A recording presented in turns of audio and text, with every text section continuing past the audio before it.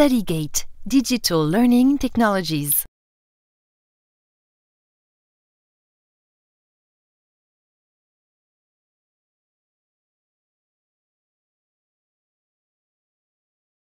Douleur thoracique aiguë. Donc c'est un cours d'orientation étiologique. La première étape devant un patient qui présente une douleur thoracique aiguë, il faut chercher une détresse vitale. Donc là je me connais une détresse respiratoire, par exemple un patient qui est polypnique ou un patient qui est bradypnique, qui est épuisé, un patient qui est désaturé ou qui est cyanosé, ou elle a une détresse hémodynamique. Parfois un patient qui présente d'emblée un état de choc, ou parfois des troubles de la conscience. Donc les patients qui présentent une détresse vitale, d'emblée il faut donc les mettre aux salles de déchocage sans perdre trop de temps pour prendre les mesures thérapeutiques nécessaires. Pour les patients qui sont stables devant une douleur thoracique aiguë, il y a une enquête étiologique. Il faut chercher quelle est la cause de cette douleur thoracique aiguë. C'est très important. Allez, douleur thoracique aiguë, on sait que il y a des causes qui peuvent mettre en jeu le pronostic vital. Avec Alej, c'est un motif très important à prendre en considération. Donc, l'enquête étiologique commence par l'interrogatoire. C'est l'élément principal. L'interrogatoire fait deux parties. D'abord, il faut s'enquérir des antécédents du patient. Les antécédents pathologiques, en particulier les antécédents cardiaques, des antécédents pulmonaires, thromboemboliques, digestifs, les traitements en cours, très important. Et aussi, il faut chercher les facteurs de risque cardiovasculaire. Si le patient il est tabagique, s'il est obèse, s'il est sédentaire. Deuxième partie, il faut interroger le patient sur les caractéristiques de cette douleur. Surtout la chronologie, c'est très important. Le début de la douleur, le type de la douleur. Est-ce qu'elle est constrictive en étau, évoquant surtout une origine coronaire? Mais attention, il ne faut pas suggérer au patient. Ça peut nous induire en erreur. Est-ce que c'est une douleur en coup de poignard? Est-ce que c'est une douleur à type de picotement? La localisation de cette douleur. Est-ce que c'est une douleur rétrosternale médiothoracique, évoquant surtout une douleur d'origine coronaire ou d'origine œsophagienne? Est-ce que c'est une douleur basithoracique en bas sur le côté, évoquant une douleur d'origine pleurale? Est-ce que c'est une douleur au niveau du dos, surtout pour les douleurs de dissection aortique? L'irradiation vers le cou, la mâchoire et les bras, surtout pour les douleurs coronariennes, vers le dos pour les douleurs aortiques, ou parfois c'est une douleur qui irradie le long du bras vers les doigts de la main, évoquant surtout une névralgie. Le facteur déclenchant, c'est une douleur suite à un traumatisme, surtout pour les lésions pariétales, suite à un effort pour la dissection aortique ou la douleur d'origine coronaire, suite à l'ingestion d'aliments, et les facteurs qui soulagent la douleur, surtout la prise de la trinitrine. Pour les douleurs d'origine coronarienne et d'origine œsophagienne, la prise de la trinitrine, ça peut soulager la douleur. La position penchée en avant pour la péricardite, la pancréatite, et les signes associés. Donc il faut chercher surtout des signes généraux, donc des signes vagaux, les sueurs et les pâleurs, surtout pour l'infarctus du myocarde, des signes pulmonaires, la dyspnée, l'hémoptysie, l'embolie pulmonaire surtout, un syndrome grippal récent, une altération de l'état général évoquant une péricardite, des signes digestifs pour les douleurs projetées surtout. L'examen clinique réellement n'a pas un apport kbir. À part le fait qu'il cherche les signes de détresse, notamment les signes de choc, les signes de gravité respiratoire, les signes de gravité neurologique, معندوش un apport kbir. Sauf, il y a quelques gestes à faire systématiquement, donc un apport pour l'orientation étiologique. La recherche donc d'une asymétrie tensionnelle. Si on pense à la dissection aortique, il faut prendre la tension au niveau de deux bras. Une asymétrie tensionnelle est définie par une différence de tension artérielle supérieure ou égale à 20 mm de mercure. Il faut chercher les pouls dans les deux bras. Il faut ausculter le cœur à la recherche d'un souffle, qui peut être un souffle de dissection aortique dans le cadre d'une dissection aortique. Il faut ausculter le poumon à la recherche d'un foyer peut-être de crépitant qui peut être en faveur d'une pneumopathie. Les examens complémentaires. il y a deux examens quasi systématiques. Le CG et la radiothorax. À ne pas oublier, surtout la radiothorax, même chez les sujets jeunes. Allez, je rate surtout le pneumothorax. Les autres examens, les enzymes cardiaques, la troponine, donc le dosage des didymères et la gaz du sang, sont systématiques, donc en fonction de l'orientation étiologique. Alors maintenant pour les étiologies, 5 extrêmes urgences à évoquer. D'abord, l'insuffisance coronaire, surtout les syndromes coronariens aigus, l'embolie pulmonaire, la dissection aortique, la péricardite aiguë et le pneumothorax. Pour chaque étiologie, donc, il faut savoir les caractéristiques de la douleur thoracique. On commence par l'insuffisance coronarienne. Généralement, le terrain, donc, c'est très évocateur. Le patient, il a des antécédents de maladies cardiovasculaires, il a des facteurs de risque cardiovasculaires. Les caractéristiques de la douleur. Femme à ce qu'on appelle l'angine de poitrine stable, ou bien c'est l'angor de l'effort. C'est hors programme, ce n'est pas des douleurs thoraciques aiguës, c'est généralement des douleurs thoraciques récurrentes, chroniques, qui surviennent à l'effort. Dans sa forme typique, c'est une douleur rétrosternale, constrictive, irradiant dans les bras et les mâchoires provoquée par l'effort et calmée par le repos et la prise de trinitrine en sublingual. Et la douleur, ça a généralement une durée limitée dans le temps, inférieure à 10 minutes. Ça se calme après l'effort. Le lien donc à l'effort, où les mots-clés du diagnostic. L'examen clinique, le CG intercritique et la radiothorax sont normaux. D'où l'intérêt donc de faire ce qu'on appelle des épreuves fonctionnelles reproduisant l'ischémie, notamment l'épreuve d'effort, la scintigraphie myocardique d'effort ou l'échographie de stress. Les patients vont à l'urgence, donc dès qu'on trouve donc la description d'un angor d'effort typique, il faut les adresser à la consultation externe. Deuxième grande entité, l'insuffisance coronarienne, ce qu'on appelle les syndromes coronariens aigus. Les syndromes coronariens aigus font deux entités aux implications thérapeutiques et pronostiques différentes. D'abord, le syndrome coronarien aigu sans susdécalage persistant du segment ST, ce qu'on appelle SIA-ST-. Où il deux sous-entités, l'angor instable et l'infarctus sans onde Q, ou l'infarctus sous-endocardique. La différence entre ces deux entités, c'est l'élévation des marqueurs biologiques de nécrose myocardique.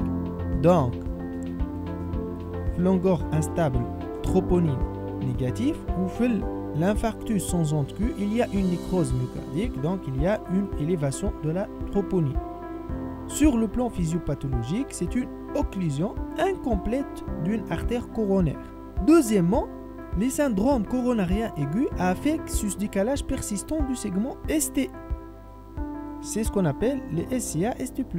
Ou l'IDM, c'est l'infarctus du myocarde avec onde Q ou infarctus transmural. La physiopathologie, c'est une occlusion complète d'une artère coronaire. Les caractéristiques de cette douleur, c'est les mêmes caractères que la douleur de l'angine de poitrine stable, sauf le caractère récent de la douleur thoracique. Donc ce n'est plus une douleur qui survient au cours d'un effort, c'est une douleur généralement qui survient spontanément au repos. Ou bien c'est une douleur qui survient au cours d'un effort minime, mais qui m'a longueur d'effort. Et c'est une douleur qui est associée à des signes généraux majeurs. Généralement, il y a des signes vagaux, des sueurs, des pâleurs, parfois une dyspnée ou une bloc-pnée. La durée, il est prolongée. C'est une douleur qui dure plus que 30 minutes. Axe douleur de longueur de l'effort qui dure moins de 30 minutes. Et c'est une douleur qui est trinitro-résistante. L'examen clinique en cas de syndrome coronarien aigu, il est le plus souvent normal. Mais il permet donc de chercher des complications, notamment l'insuffisance cardiaque, le choc cardiogénique. Un souffle cardiaque peut évoquer une complication mécanique. Les examens complémentaires, la radiographie de thorax est normale en dehors des complications, quelle fameuse insuffisance cardiaque. Le CG, il doit comporter les 18 dérivations. 18e dérivation, c'est ce qu'on appelle la dérivation épigastrique ou l'exiphoïdienne. C'est donc au niveau de l'exiphoïde. Il peut montrer un susdécalage persistant du segment ST systématisé, ce qu'on appelle l'onde de Pardy en cas de SIA-ST+, ou pas de sous-décalage du segment ST, ou le sous-décalage ST non persistant, ou bien un sous-décalage ST, ou bien des ondes négatives, en cas de SIA ST-. Mais attention, un ECG normal, surtout post-critique, بعد ما fait la douleur, n'élimine en rien le diagnostic de SIA. Donc, un ECG normal, يدخل في l'entité de SIA ST- sans sous-décalage de ST. Ou le axe longueur de l'effort, il faut hospitaliser le patient dans un service de cardiologie pour surveillance clinique, électrocardiographique et enzymatique. Deuxième étiologie, l'embolie pulmonaire. On l'a déjà traité, FICOUR, l'embolie pulmonaire. Le contexte est généralement évocateur. Donc, soit il y a une insuffisance veineuse, un cancer, une coagulopathie connue, un contexte post-opératoire, un allaitement prolongé, un voyage récent, un contexte du postpartum, des antécédents de maladies veineuses thromboemboliques. Le tableau est extrêmement polymorphe. Il y a des patients qui vont consulter pour une douleur basithoracique de type pleural, en coup de poignard brutal, avec une petite fièvre et une hémoptysie qui sont tardives. C'est ce qu'on appelle l'infarctus pulmonaire. Donc la physiopathologie, c'est une embolie distale et c'est un infarctus pulmonaire. C'est le tableau le plus fréquent au cours de l'embolie pulmonaire. On peut à la radiothorax trouver une opacité systématisée non rétractile. Donc c'est un diagnostic différentiel à la pneumopathie franche lobaire aiguë et à la téléctasie. C'est généralement de très bons pronostics, l'infarctus pulmonaire. Par contre, il y a des patients qui vont consulter pour des douleurs thoraciques angineuses avec une dyspnée très importante, une tachycardie. Dans ce cas, c'est un tableau d'embolie pulmonaire proximale. C'est généralement une embolie pulmonaire à risque élevé ou une embolie pulmonaire massive. La douleur thoracique, dans ce cas, la physiopathologie, c'est une ischémie aiguë du VD par élévation des pressions diastoliques. Donc, il y a une sorte d'HTAP. On peut même avoir une ascension de la troponie. Troisième étiologie, la péricardite aiguë. Il faut savoir que la douleur thoracique au cours de la péricardite aiguë, c'est le maître symptôme.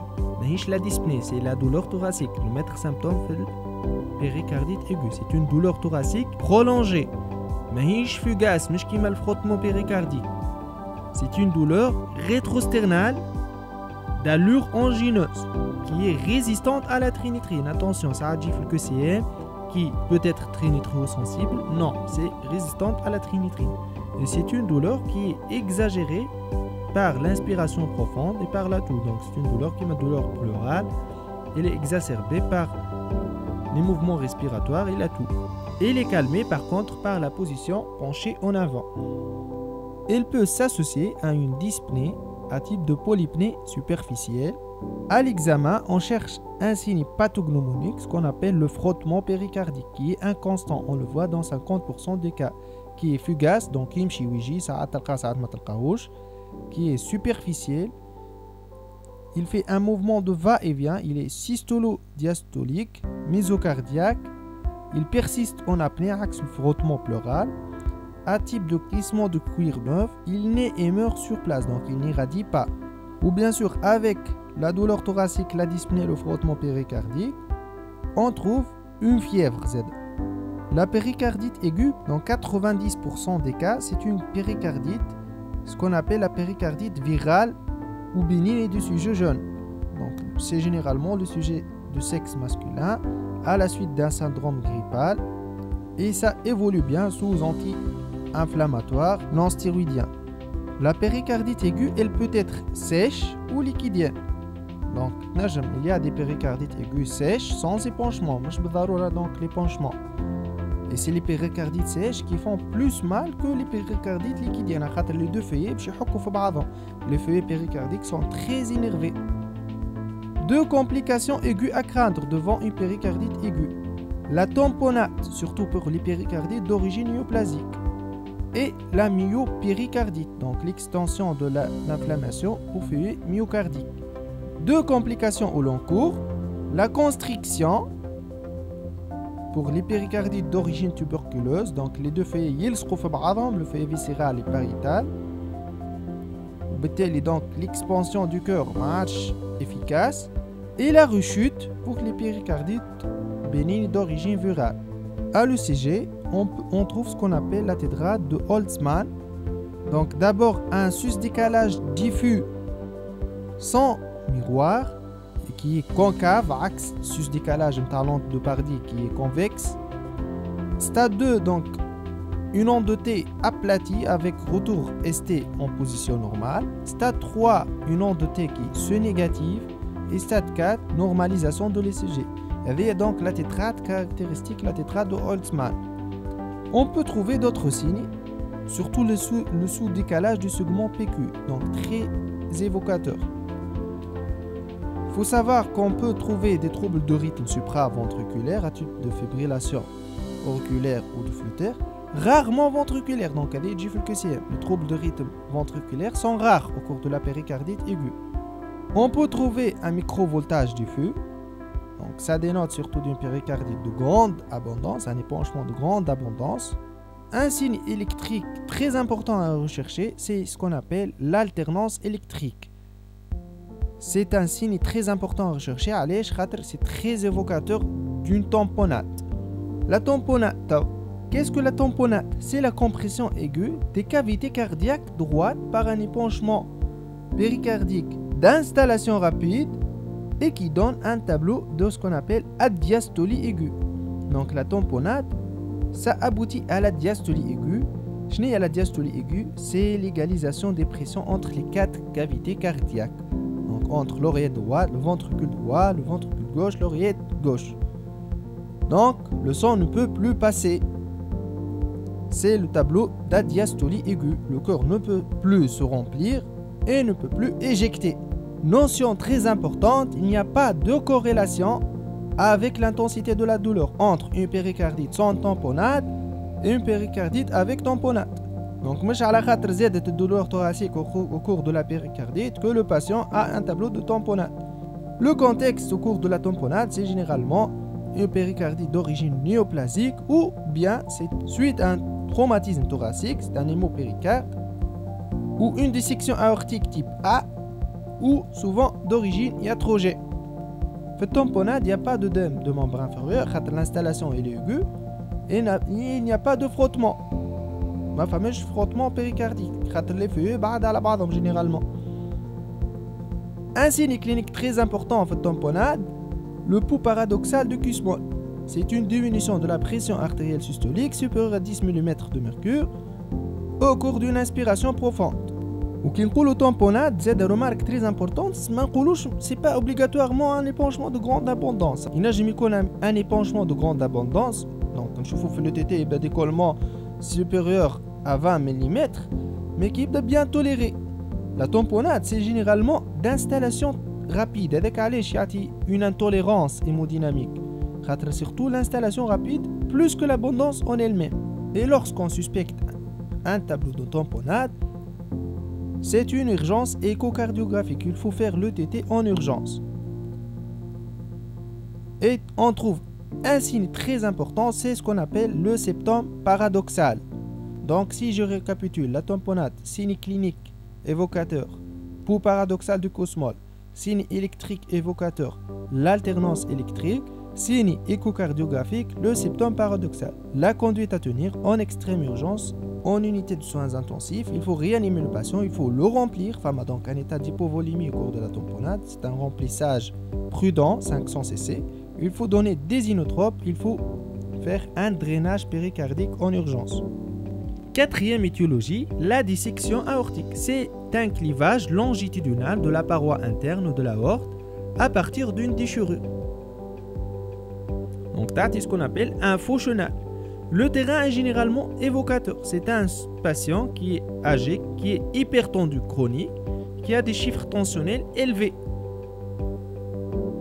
Ou bien c'est un sujet jeune, dans ce cas porteur d'une maladie de Marfan, donc le morphotype marfanoïde, il y a un sujet tolososmitre ou a une myopie forte, ou une bicuspidie aortique congénitale, ou bien au cours de la grossesse ou dans un contexte de postpartum.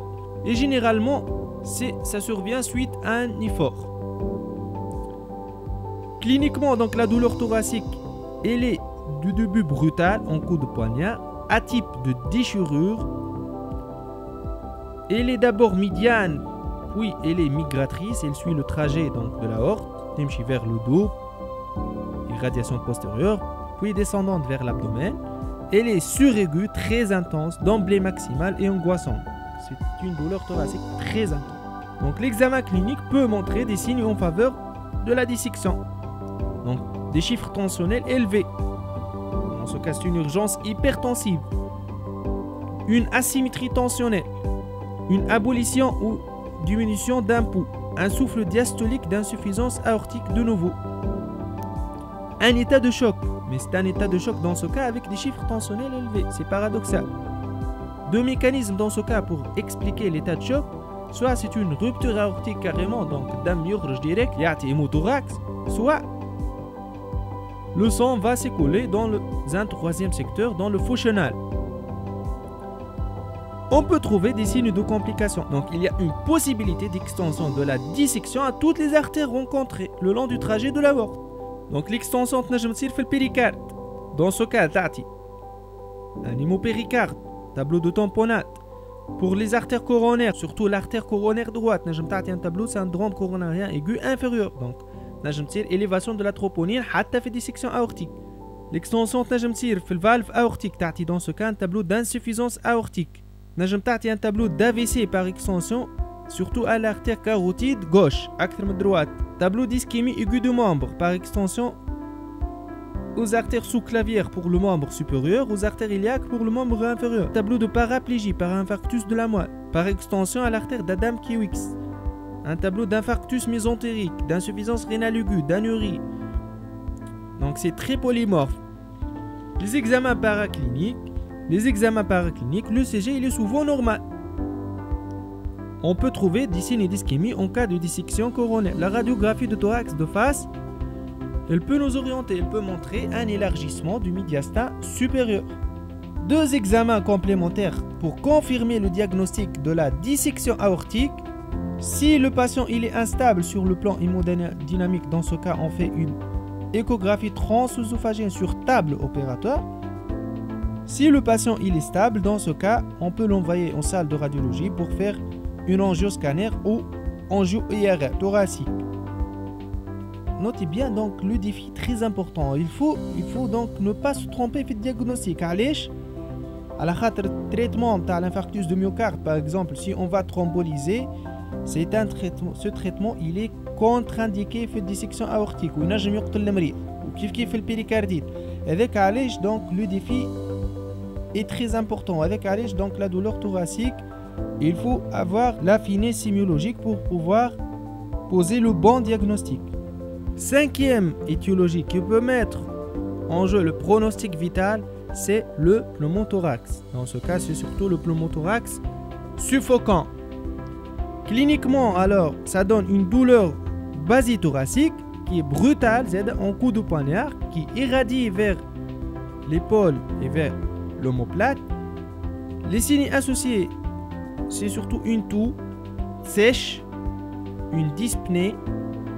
Cliniquement, on trouve un syndrome d'épanchement gazeux, on trouve une abolition des vibrations vocales, un silence auscultatoire, donc les murmures vésiculaires asymétriques, et à la percussion un tympanisme. Et avec la radiographie thorax très importante. Donc, nous avons des signes de pneumothorax minime. C'est surtout le décollement pleural, il y a surtout au niveau de l'apex. Ou le pneumothorax, c'est pas uniquement d'origine traumatique. Enfin, ce qu'on appelle le pneumothorax spontané du sujet jeune. Avec Alèche, il faut y penser. Il faut faire la radiographie de thorax à un sujet jeune. Généralement, c'est le sujet jeune, tabagique et l'angélinie. Les autres étiologies, il y a la pleurésie, donc la douleur thoracique, elle est de type pleural, donc ça donne une douleur basithoracique avec une dyspnée qui est proportionnelle à l'épanchement. La pneumonie, dans ce cas, la douleur thoracique uniquement s'il y a une effraction pleurale, donc la pneumonie qui est d'abord à la plèvre, ça donne pas à la khatre le poumon n'est pas innervé sur le plan sensitif, le parenchyme pulmonaire. Les spasmes de l'œsophage, c'est très important, donc c'est un diagnostic différentiel de la douleur angineuse, c'est une douleur rétrosternale et qui peut être calmée par la trinitrite, mais pas de rapport avec les efforts et généralement c'est déclenché par la déglutition, c'est surtout la chalasie vigoureuse et le syndrome du spasme de l'œsophage, donc il y a les deux étiologies surtout. Le reflux gastro-œsophagien et l'œsophagie, donc c'est une brûlure rétrosternale, postprandiale, les douleurs d'origine abdominale, la pancréatite aiguë surtout, c'est une douleur intense transfixiante, donc ça irradie vers le dos, elle peut mimer la dissection aortique, l'ulcère gastro-duodénal et l'abcès sophrénique. Donc c'est surtout ces étiologies qu'il faut retenir. Les douleurs d'origine neurologique, les douleurs radiculaires, c'est surtout au cours du zona. C'est des douleurs intenses, brutales, fulgurantes, donc généralement en hémi-ceinture. Les douleurs pariétales, c'est des douleurs très fréquentes. C'est des douleurs généralement reproduites à la palpation. Donc, devant toute douleur thoracique à l'examen, c'est surtout pour le sujet jeune, il faut donc palper la cage thoracique. Parfois, c'est une douleur d'origine pariétale. Dans ce cas, on peut donc se suffire de faire une radiographie de thorax à la recherche d'une cause traumatique sans faire un ECG. Enfin, ce qu'on appelle surtout le syndrome de Tietz, c'est une douleur au niveau de la jonction chondrocostale. Donc, des anti-inflammatoires non stéroïdiens surtout. Les douleurs non organiques, c'est les douleurs psychogènes. Ce sont des douleurs très fréquentes, mais qui restent un diagnostic d'élimination. Généralement, donc, les arguments en faveur d'une origine psychogène, c'est le contexte anxieux, les antécédents de consultation, donc un sujet qui consulte à plusieurs reprises pour des douleurs thoraciques, c'est rassurant. Des douleurs sous-mamelonnaires, généralement le sujet le montre au doigt, et c'est des douleurs à type de picotement et qui ne modifient pas l'activité du sujet, donc sans retentissement sur son activité professionnelle. StudyGate, Digital Learning Technologies.